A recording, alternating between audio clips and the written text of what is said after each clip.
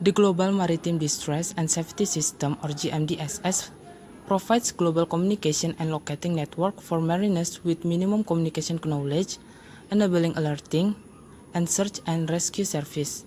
The system is important to all maritime personnel and is likely to affect every individual in the future. The distress and alerting system traditionally requires all vessels at sea to keep a continuous radio listening watch on specific terrestrial radio frequencies. The objectives of GMDSS material include understanding the communication and location determination system, the equipment required and its operation, safety procedures when using GMDSS, identification of distress signals, and the meaning of international codes, as well as the applicable legal regulation and requirement related to GMDSS, such as SOLAS 74. The GMDSS Radio Net. The basic concept of the GMDSS is that shore authorities assert, in addition to shipping in the immediate vicinity of a casualty, must be rapidly alert to distress incidents so that they can assist in a coordinated shore operating with the minimum of delay. This statement leads to 9 defined principal communication function. 1. Distress alerting ship to shore. There must be a means of transmitting ship to shore distress alerts by at least two separate and independent methods.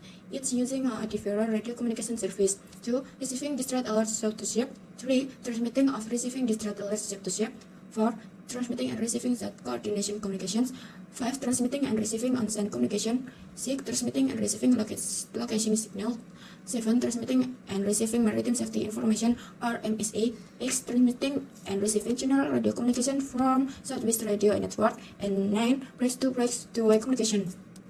Okay, the next is sea areas. Area A1, within radio communication range of shore-based VHF coastal radio stations that provide continuous alerting by digital selective calling, or DSC. Area A2, within the radio range of shore-based MV coastal radio stations providing distress alerting using DSC. Area A3, within the coverage area of the Inmarsat geostationary satellites providing for continuous alerting. Area A4, all other remaining areas of the world, namely the polar regions north and south of 75° latitude, outside the Inmarsat satellite coverage area. And the next is Ship Coverage Requirement, a VHF radio installation providing communication on channel 6, 13, and 16 with the facilities for DSC alerting on channel 70, receiver for continuous DSC watch on channel 70, 2 radar transponder SIRT transmitting in the 9 GHz maritime band, and the last is a NAVSTAC receiver. What are the requirements that must exist in GMDSS? The IMO has declared that GMDSS communication equipment shall be maintained in good readiness for use by employing one or more of the following procedures. 1. The duplication of the GMDSS equipment. 2. Shore-based maintenance. 3. at-sea electronic maintenance. 1. GMDSS equipment self-testing. All communication equipment to be used in the GMDSS radio net must to be fitted with some form of self-testing system in order that an operator may verify the equipment performance. 2. Power supplies. GMDSS equipment will operate from the ship's main and emergency source of energy. And 3. Battery maintenance. No matter how reliable maritime equipment is made to be, it is often the battery supply that causes system failure. The Inmarsat system. Inmarsat grew out of an idea that originated within IMO in 1966. Inmarsat is International Maritime Satellite Organization. According to the convention, Inmarsat is to make provision for the space segment necessary for improving maritime communication, thereby assisting in improving distress and safety of life at sea communication. The Inmarsat system has three major components: the Coast Earth System (CES), the Ship Earth Station (SES), and the nerve center of the system is the Operation Control Center (OCC), located at Inmarsat's headquarters in United Kingdom.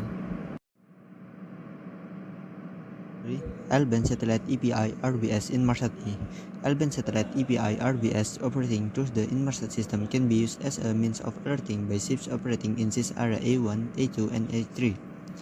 The L-band satellite EPI RB provides for rapid distress alerting. The satellite EPI RB can be activated either manually or automatically by floating free from the sinking ship. Next, COSPAS-SARSAT system. The COSPAS-SARSAT system is a satellite-aided SAR system designed to locate distress beacon transmitting on frequencies 121.5 MHz or 406 MHz. It is intended to serve all organizations in the world with responsibility for SAR operation, whether distress occurs at sea, in the air, or on land.